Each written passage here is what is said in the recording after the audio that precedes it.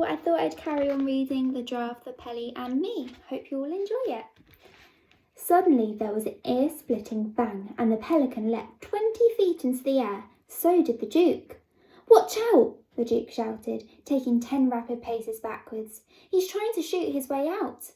And pointing his sword at the pelican, he bellowed, "Keep that beak closed, sir! Don't you dare let him out! He'll murder us all!"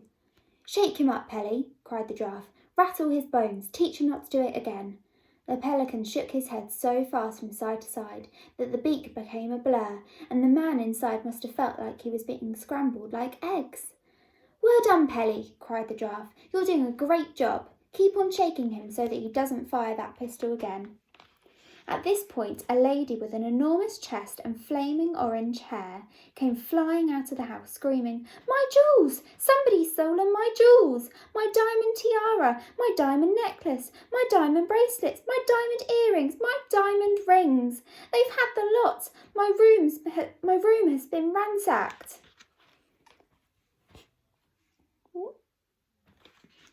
Dear me.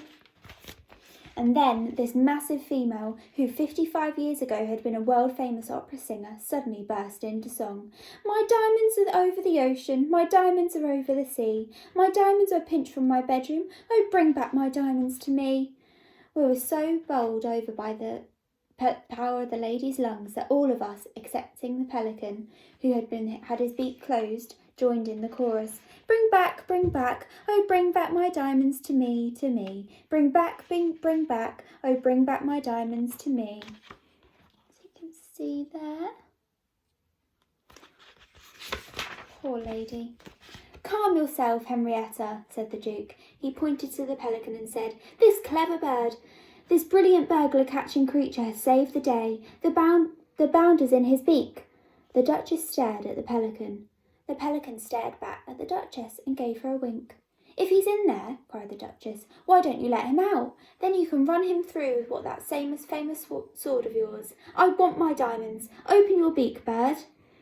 "No, no," shouted the Duke. "He's got a pistol. He'll murder us all." Someone must have called the police, because suddenly no less than 4 squad cars came racing towards us with their sirens screaming. Within seconds they were surrounded by 6 policemen, and the Duke was shouting at them. "The villain you are after is inside the beak of that bird. Stand by to collar him." And to the pelican he said, "Get ready to open up. Are you ready? Steady, go! Open her up."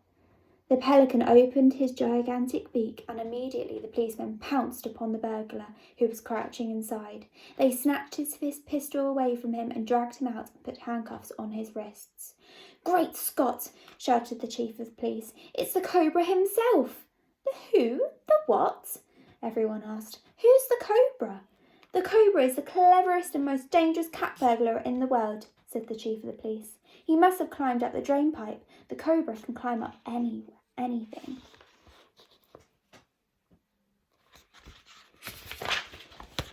"My diamonds!" screamed the Duchess. "I want my diamonds! Where are my diamonds?" "Here they are!" cried the chief of police, fishing great handfuls of jewellery from the burglar's pockets. Look how pleased he looks with himself. The Duchess was so overcome with relief that she fell to the ground in a faint. When the police had taken away the fearsome burglar known as the Cobra, and the fainting Duchess who has been carried into the house by her servants, the old Duke stood on the lawn with the Giraffe, the pelican, the monkey and me. "Look!" cried the monkey. "That rotten burglar's bullet has made a hole in poor Pelly's beak."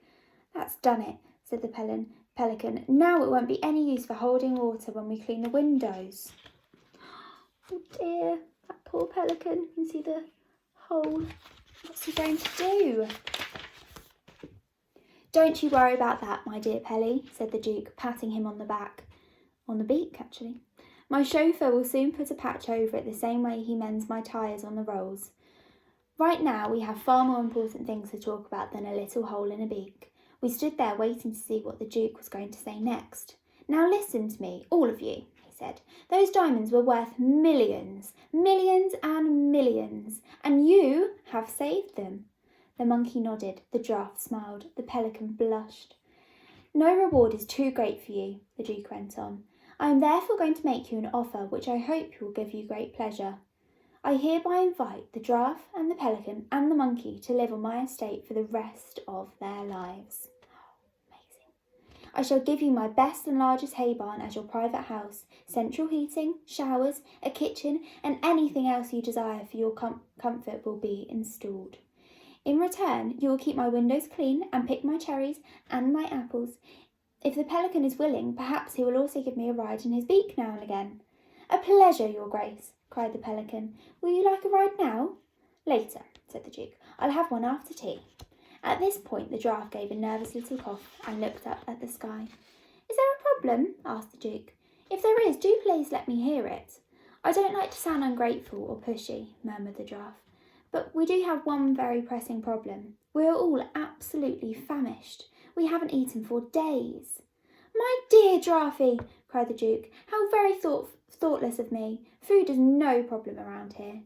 I'm afraid it isn't quite as easy as that, said the Giraffe. You see, I myself happen to be... Don't tell me, cried the Duke. I know it already. I'm an expert in all the animals of Africa.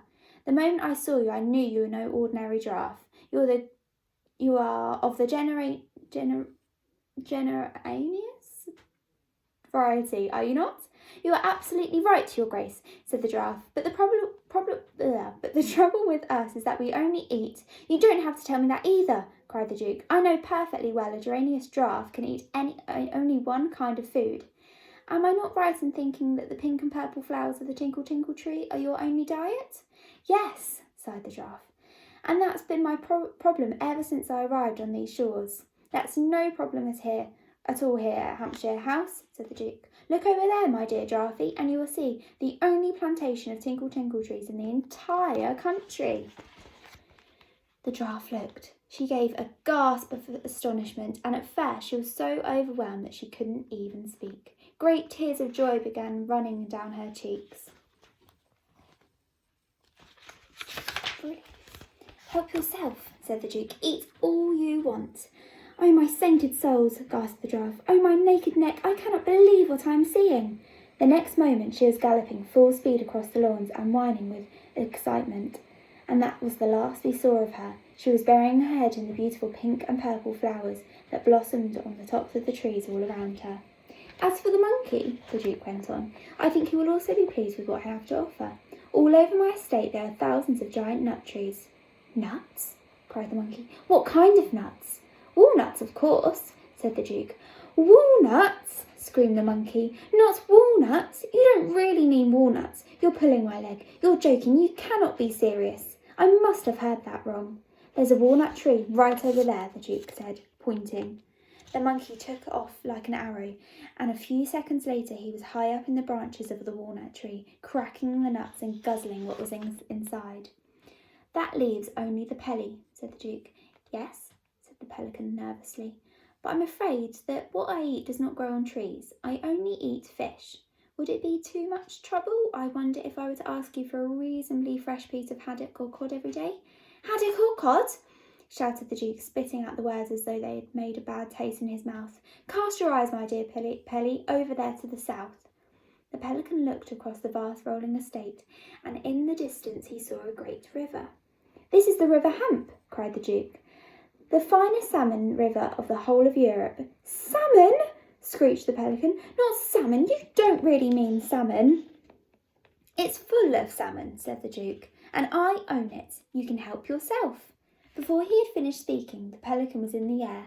The Duke and I watched him as he flew full speed out towards the river. We saw him circle over the water, then he dived and disappeared. A few moments later, he was in the air again, and he had a gigantic salmon in his beak. Right, we're going to stop there. I hope you enjoyed that reading, and I hope that you join me for a reading next time. Thank you.